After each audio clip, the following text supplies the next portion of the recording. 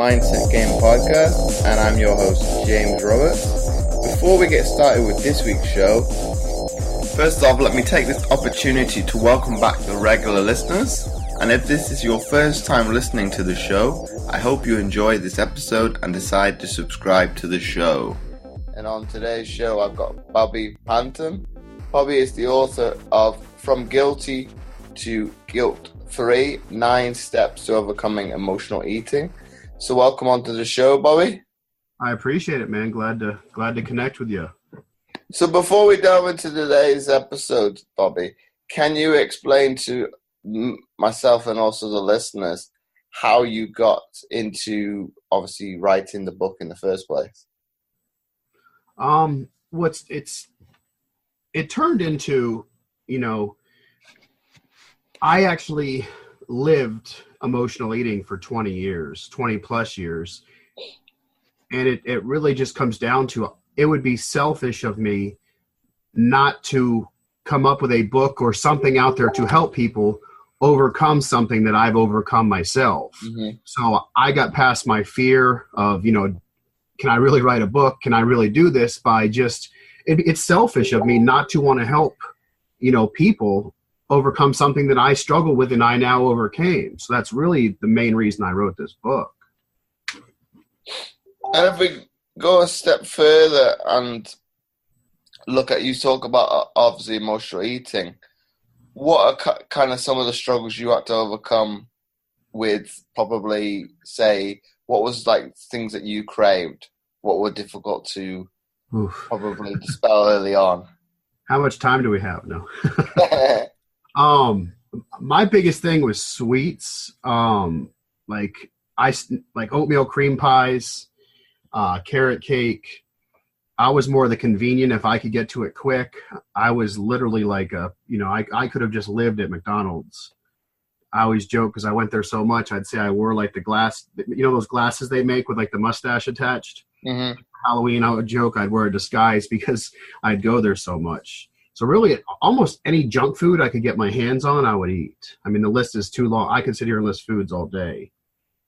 But Bobby, would I can't remember the documentary they brought out with the guy that ate McDonald's, what was it, breakfast, lunch, and dinner, it'd be a few years ago.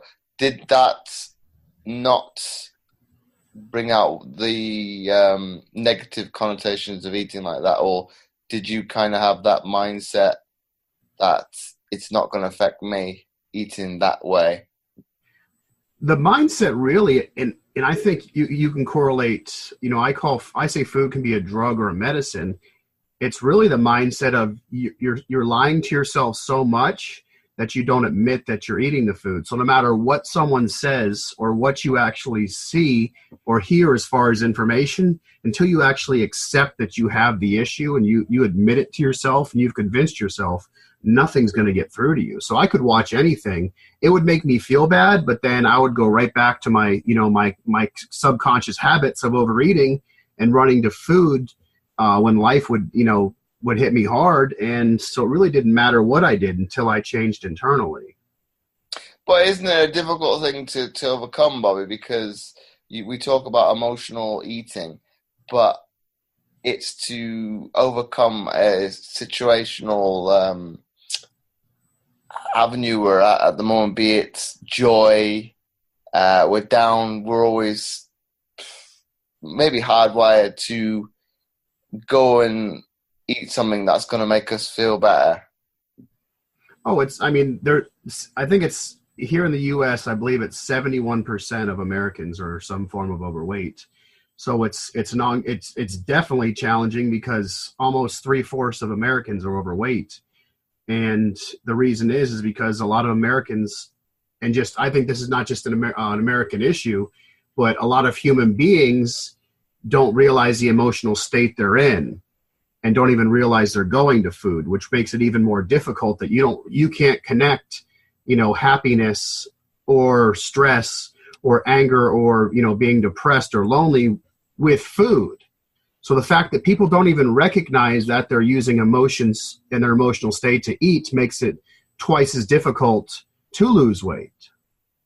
But what would be kind of some of the steps that you could do that? Because obviously enjoyment is on the obviously one echelon of the spectrum, as opposed to being depressed or sad. Obviously, you'd associate a lot of, if we look at movies as the example, women that have broken up with guys will go and obviously have ice cream. Obviously, that's a generalization that people are depressed or in an emotional state.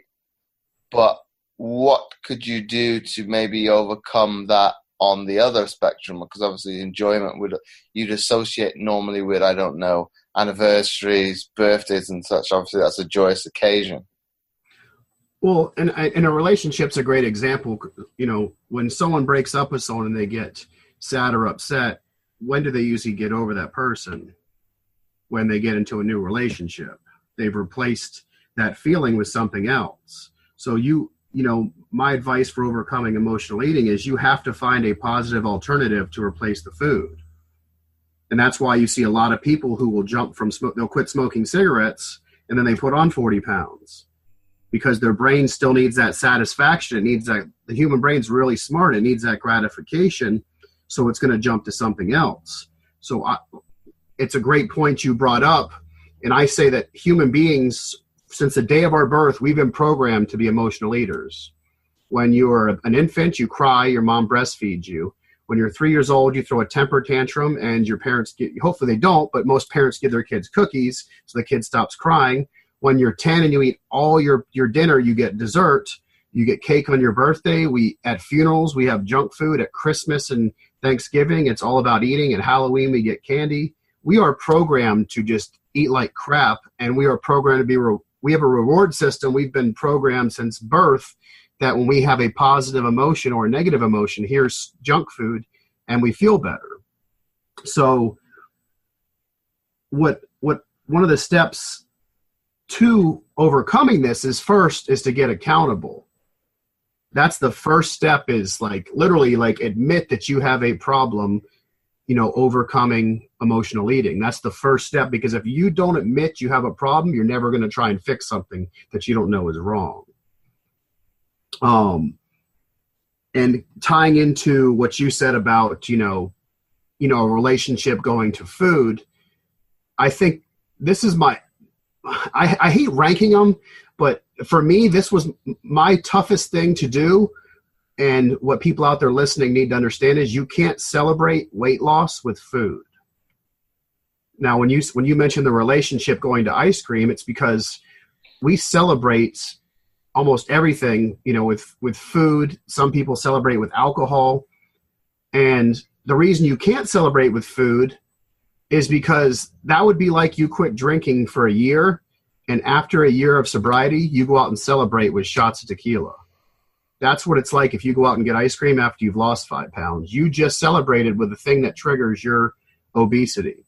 It'd be like if you quit smoking cigarettes for 5 years and you're like, let me light a cigarette up. So you can't reward yourself with something that you're addicted to. And I think once people admit that they have an addiction to food, because it's embarrassing. Like I would rather tell someone I was addicted to drugs over addicted to food, because everyone portrays drugs as bad and people portray food as something we can control. Oh, you're overweight, that's your fault. It's true, but you've been programmed to overeat. Oh yeah, but then Bobby, you could go a step further than that in terms of saying, people say that you're overweight, it's your fault, but then I could equate that argument if you had type 2 diabetes, but if you're type 1 diabetes, it is, in most cases, you don't know what the reason is that you've got, quote unquote, that disease. So I think I've maybe had that mindset in the past. Well, if somebody's become overweight, it's their fault, but then you're judging somebody from the outside and you don't know what the actual circumstances may be. Oh, I agree 100%. And I think for the most part, it is internally our fault, but there are medical conditions where there's just nothing they can do to lose weight. I mean, it's so challenging for them that it's almost impossible because of hormonal issues. Like in my book, there's a bonus chapter by Dr. Scott Walker, and it talks about women. And I'm not a doctor, but I'm going to try and sound smart here. He talks about polycystic ovarian syndrome, which is PCOS, which like 200,000 women a year suffer from. And it's a hormonal issue that basically causes them to overeat. And then they put on some weight, and it turns into emotional eating. And now they have their hormones and their brain telling them to eat, and they gain weight, and it makes the condition worse. So it's like literally it's working against them. And so I do think society perceives food as less dangerous as drugs because, drugs will kill you quicker and food just slowly poisons everyone. But then, like you probably agree with this statement, I think it comes down to knowledge and teaching people the complexities what food makes up, because there'll be arguments of kids will say to me, "Oh, but sir, this drink doesn't contain sugar." It's like, I can assure you it probably does. It's just be it worded in a different language, or it has sweetener as a replacement. Well, technically that's still sugar, and I think it's because there's that misinformation. You take it as face value what it says on the front of the package, be it a drink, a meal, and you take that as factual when in all honesty, because you are not a scientist or have that lingo as part of your DNA, you accept it. Oh yeah, and also food is like gold. I mean, it's a multi-billion, it could be trillion. Honestly, I don't know the number, but food is a business. So if you walk down the cereal aisle and see who these high sugared cereals are catered to, they're catered to children. You get children, hooked on these sugars at an early age, they become obese, and now they get put into a system. I mean, that's a whole other conversation. So, but it's vital that we get to our kids and we educate them on sugar. We educate them on, the importance of being healthy, of their choices. But also, I think body image is huge because we are emphasizing so much on body image in our society to where kids have these unrealistic expectations because of social media now of how they're supposed to look. So it's almost poisoning their brains to where they're overeating because they're so stressed from putting on weight, if that makes sense. So we definitely want to teach kids just the fundamentals is all you really need. But then should you not take a step back, Bobby, and probably maybe, there's probably a stage in both of our lives we were body conscious, but maybe take for them of this generation to take a step back and to say, well, I'm comfortable in my own skin. If I'm happy with myself, it shouldn't matter what my peers think of me. Obviously, as a teenager or in your early 20s, that is very difficult to do because you are trying to gain that acceptance. But maybe it's flipping the switch and looking at it, well, maybe those aren't the right people to be around in the first place. Oh, I mean, absolutely. And I think our kids need more people going, I started speaking in schools, and I think our kids need more mentors and people coming in outside of their families, telling them stories, teaching them principles on stuff, and showing them the right environment to be with. I just spoke at a high school and we talked about the power of choice, and just showing kids like what my father died when I was a teenager. And that's not my fault that he died, but it was my responsibility after he died for my decisions. Now, and the same thing you can teach kids. There's going to be a lot of stuff that happens in their life growing up. It's not your fault that this stuff happens, but at the end of the day, your choices is what dictates your success. So your choice on, who you hang out with, your choice on what you eat, your choice on the decisions you make. Because I blame my dad's death for 20 years on my lack of success. Anytime someone said anything, well, my dad died and I wanted sympathy. But after like the first 2 years, after 2 years, people were like, I'm sorry your dad died, but it's time to move on. But I never did.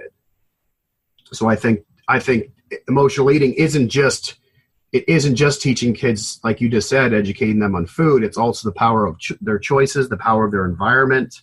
There's so many factors that go against this. But then do you not think, Bobby, that they are trying to avoid this, so it's not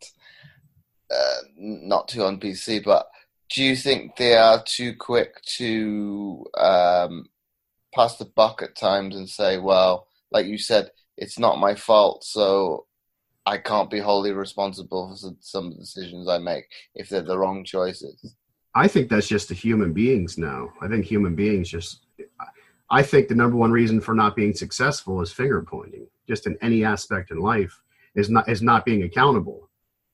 And that's why I say I was so big on just admitting that you're an overeater.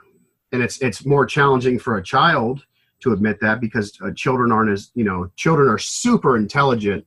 But as you get to adult stage, you have to admit that you're an emotional eater, and that's accountability.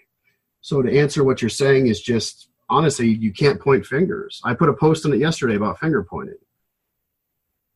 But then if we take a step back now, Bobby, and say, get your opinion on this, do you think we touched upon the issue of sugar?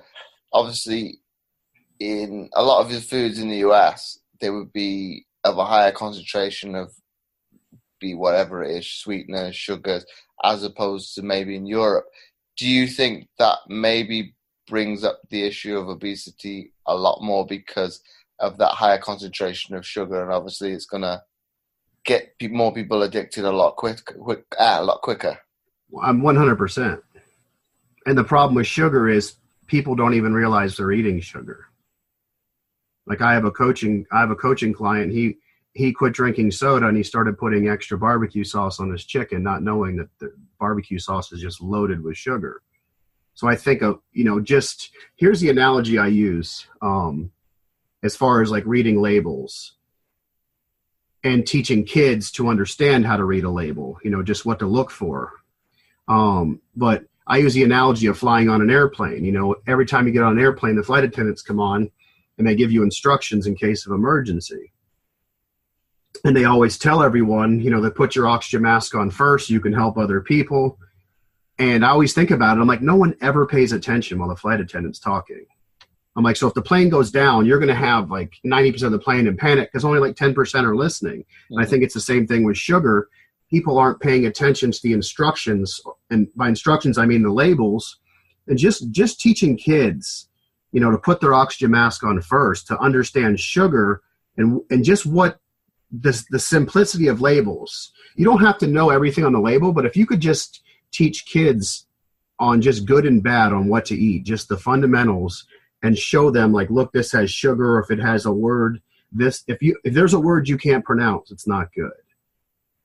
Just little steps like that would be huge. And sugar absolutely is a reason why there's more obesity here than where you are.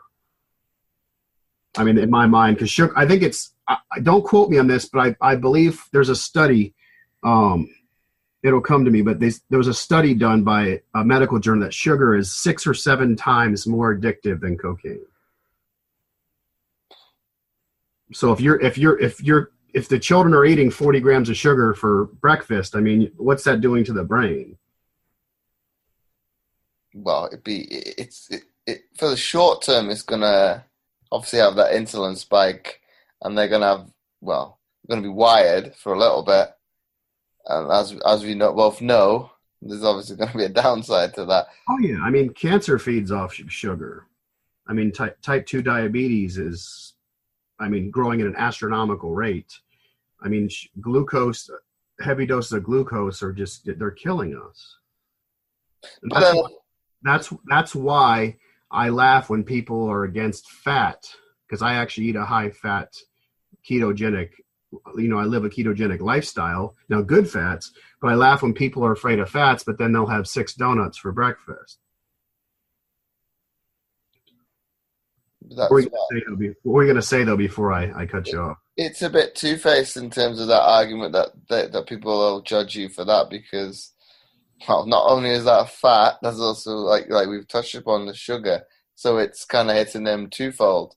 But to kind of go on to your point, about what I was going to raise, but wouldn't it be? We talked about it. I think it was a YouTube video I seen a couple months ago, where it was two YouTubers, one from the US and one from the UK, and they sent each other sugary snacks to try to try each other's one to see what the taste was like. Obviously, the Americans found ours products to be bland, if not, and obviously there's that sugar content is not, or to their satisfaction in terms of obviously what they're used to. And on the flip side of that, the person in the UK having the American stuff, you could kind of see their eyes light up in terms of, oh God, this is far too much sugar for my system. But we need to do that, by the way. We need to send each other candy and do a Facebook Live, and we'll taste the candies live. But in terms of, obviously, my point I was going to raise was in terms of kids in this country, I think I think they get to the point where the body's going to get a tolerance to what you have, but for it to actually have an effect in terms of stimulate the body, they're going to have to increase it. So the body's never going to be satisfied. So you're going to just have to keep up in this dosage of sugar, which is never a good thing in the first place. No, and I always tell people, I'm a big fan of supplements. I do believe there's a lot of good weight loss supplements, but if you don't get to the foundation and root of obesity, which I believe is, emotional eating, your brain is smart enough to where eventually a product won't work if your emotional eating is strong enough. And it ties into what you just said. Your brain's going to get it's going to build a tolerance, and it's going to want more. It's going to want more. And that's why drug addicts, their doses go higher and higher. And it's the same with sugar. And that's really why the education needs to start from, the lowest level of kids that can comprehend how dangerous sugar is. But would that start at home, or would that start in the education department? I think it starts at home. It 100% starts at home, because kids spend more time at home than they do at school. Especially when kids get to an age right before kids start going to school is when you can start educating your kids on healthier foods. Not rewarding your kids for throwing a temper tantrum with a cookie, even though that's the easy way. Little stuff like that, because I think when you're giving your kid at 3 years old cookies when he throws a temper tantrum in a store, you're already teaching him that, all right, well, when I get mad or I have an emotion, I'm going to get sugar. So now your brain, he might not understand it, but his brain does. So now you're going into school where there's more peer pressure factors in a school setting, to where there's just terrible nutrition at schools to begin with. So now it's like we're preparing our kids to go into an environment. Actually, we're not preparing them to go into an environment where they're prone to become emotional eaters. But Bobby, wouldn't that be a case is it like that in the education sector because of cost, that they're going to obviously go down the unhealthy route? Yeah, I just think it's lack of funding for schools. But then I think the schools our school systems don't have the funding to provide healthier lunches. It's all about business. It's a difficult one, because obviously they're gonna those quote unquote bad companies are gonna fund stuff to go in, so you can't. It's like a no-win situation. Well, and that's why you need as many people that do what you do, people that do what I do, to just keep educating and do what you can. Well, that's very true.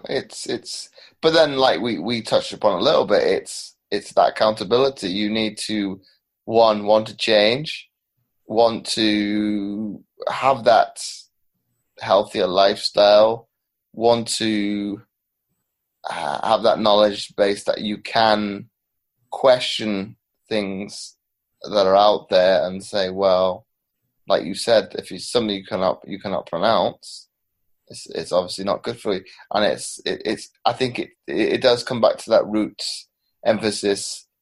You need to want to do it for yourself.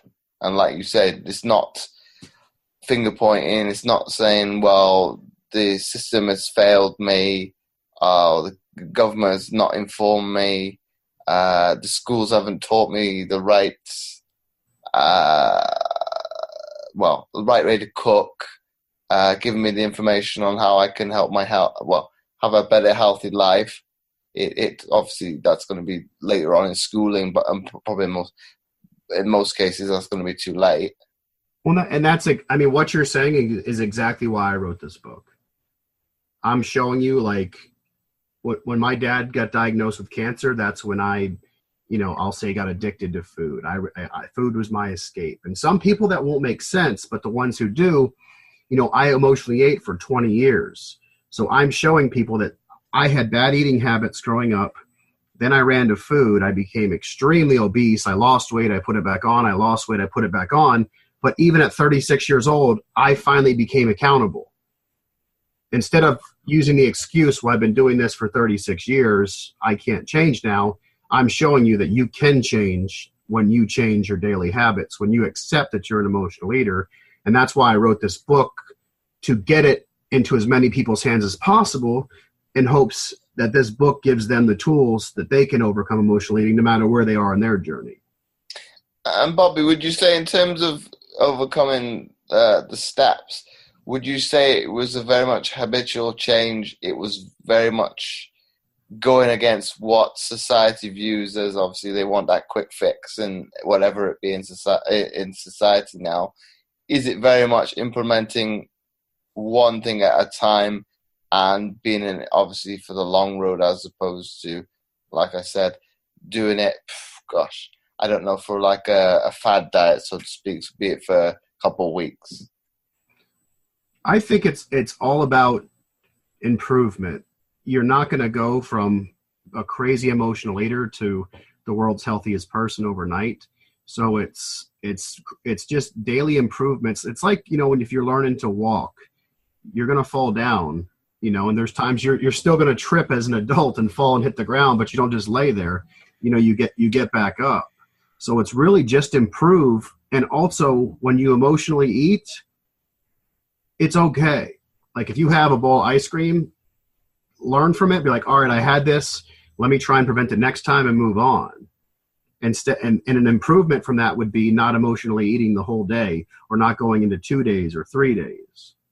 Because that's what we do. We'll eat that bowl of ice cream. We'll eat that bag of chips. And then we feel so bad about it. We're like, I knew I couldn't do this. I'm a failure. I'm fat. This is stuff I used to say to myself. I'm this, I'm that, all this. I call it, can you hear me now? It's a type of emotional eater. It's negative self-talk. Then it just causes us to put weight back on, because now 3 weeks went by and we're eating like crap again. So it's just little ways you can improve each day. And then eventually you're going to get momentum. And then those, after, I think it's, 21 to 30 days of doing something, then you're going to build these new habits. So it's really and it's overwhelming. I mean, I'm going on 3 years on my weight loss journey. I'm still walking and battling emotional eating, but I've improved enough to lose 120 pounds. I've put some weight, I've put 10 pounds on, 20 pounds in my journey, but then I'm finding where I'm making my mistakes and I'm making adjustments. So I think with the availability of food and sugar and the way our society is, it's something you're always going to battle and have to be careful about. But the more control you take of it, the easier it is to control. But Bobby, in terms of like replacement foods, in terms of, say, if we use the example of the ice cream, could you? And I'm not saying this is a good way of looking at things either, but could you not replace the ice cream for, say, sorbet, because it is somewhat more nutritious in a way? I wouldn't advise people to eat the whole tub of that either, but wouldn't that be a better option a little bit? I mean, 100%. I eat an ice cream called Halo Top, which is made from sugar alcohol. It's a protein ice cream. So what you're saying is exactly what I'm doing there, and it's not the same as regular ice cream. I'm just going to be honest with you. It's still delicious, but we're so accustomed to so much sugar that it's not the same. That's what I mean. I think it's delicious, but I'll eat that ice cream and I'll only keep enough in my house to where if I did indulge, I'm not eating like 1,000 calories. I'm eating like 150. So absolutely, there's substitutions. And I always I believe in moderation, but I don't believe in moderation for everyone because everyone's different. There are people out there that if they eat 5 cookies, they're just that addicted to food that they're going to go off the deep end. And that's the people that need to keep these substitutes in their house or don't keep them in their house at all. But there's definitely like there's cookies called fat snacks that are they're like a keto friendly cookie and they have no carbs, no sugar. They're made from coconut flour. And honestly, they're so similar to regular cookies and they're more filling. And they have good fats in them. It's not you're not eating like fried chicken when you eat it. So absolutely you can. But then if we talk about you now, Bobby, and in terms of where your threshold was with eating sugar, did you ever get to the stage where, in most cases, when you're eating a lot of sugar, you get to a stage where you feel nauseous, you feel like you're going to throw up? Was that ever the case? All the time. I mean, when I was at my worst, I mean, I would just. I'll tell you a funny story. I love carrot cake. So when I was at my biggest, my mom we have a store called Publix here in the United States. I don't know if it's in over where you are or not, but it's a grocery store. It's one of my favorite grocery stores. And they make this carrot cake.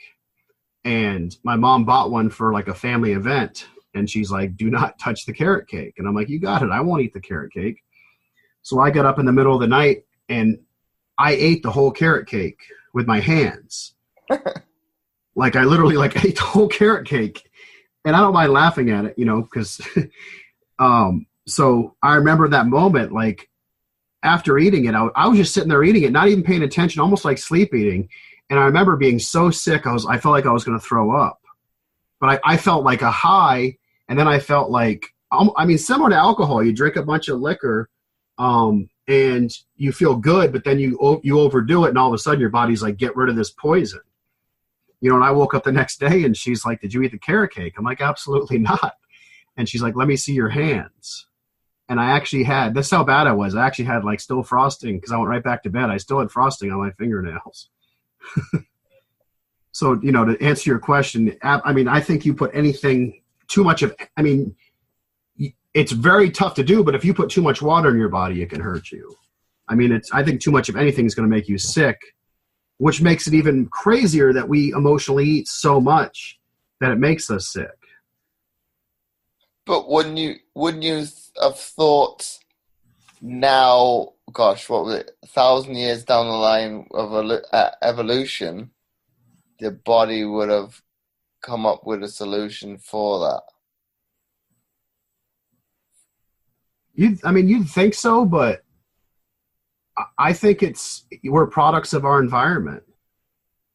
Human beings adapt, but I think we adapt to simplicity, and we've become such a simplistic society that everything is so quick now to where it's causing our nutrition to be poor because it's easier to get bad foods. So I think that simplistic, social media, Netflix, Uber, Airbnb, you have everything at the click of your fingers now.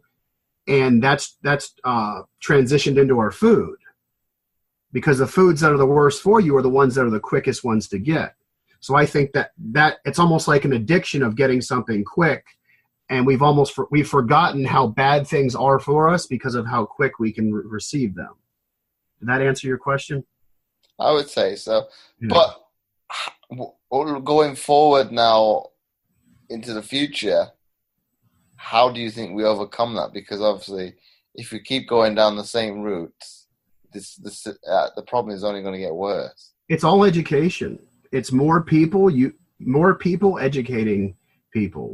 We're at a place where you can get information like this. You can go on YouTube's, Facebook, Instagram, Vero, Snapchat. You have all this information. It's literally people competing against the advertisers. Which message are you listening to? Are you listening to Bobby who wrote the book, or are you listening to the sugar manufacturers? because they're both coming at you, but it's which one grabs your attention first. So I really think it's more people just doing what you and I do, teaching other people how we grew through what we went through. That's really, I mean, we can break it down into different sections, but it all comes back to messengers. Someone who overcame emotional eating, someone who does what you do, where you're educating people on different topics and helping other human beings. That's what it really comes down to. Because I think the obesity problem is all because of greed. Money's become more valuable, not to everyone, but there's a percentage of people where money is more valuable than human life. No, I would agree with that argument.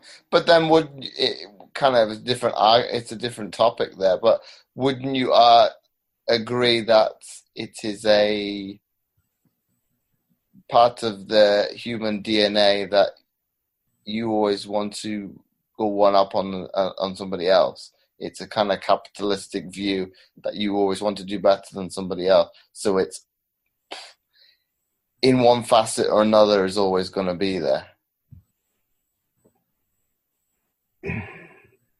Yes and no.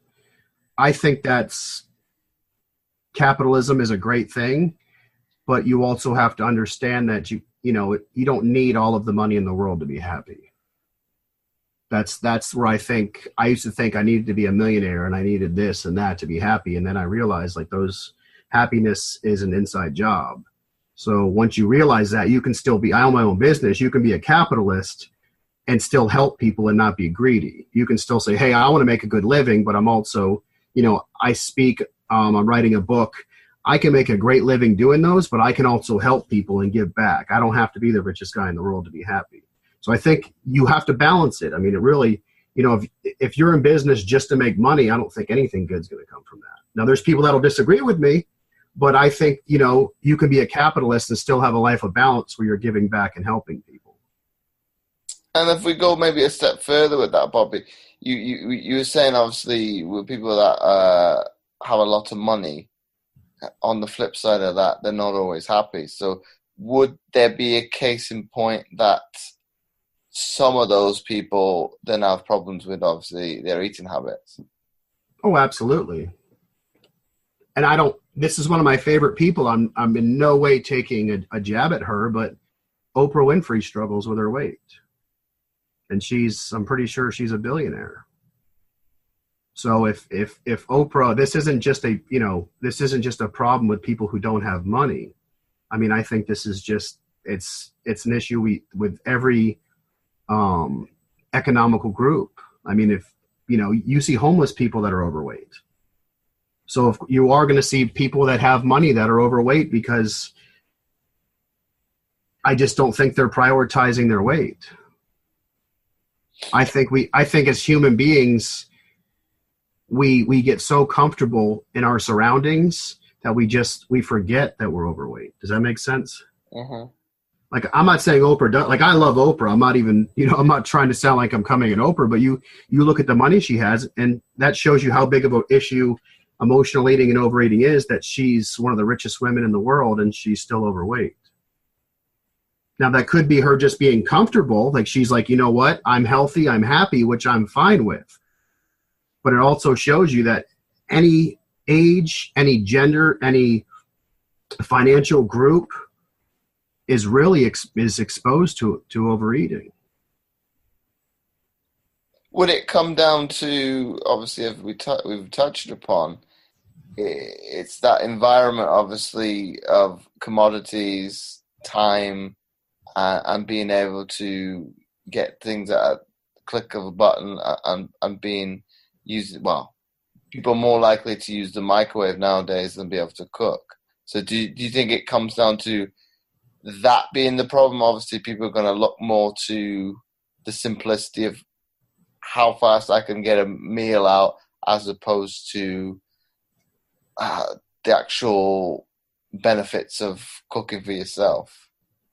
I think it's I'll say this, it's priorities and perception.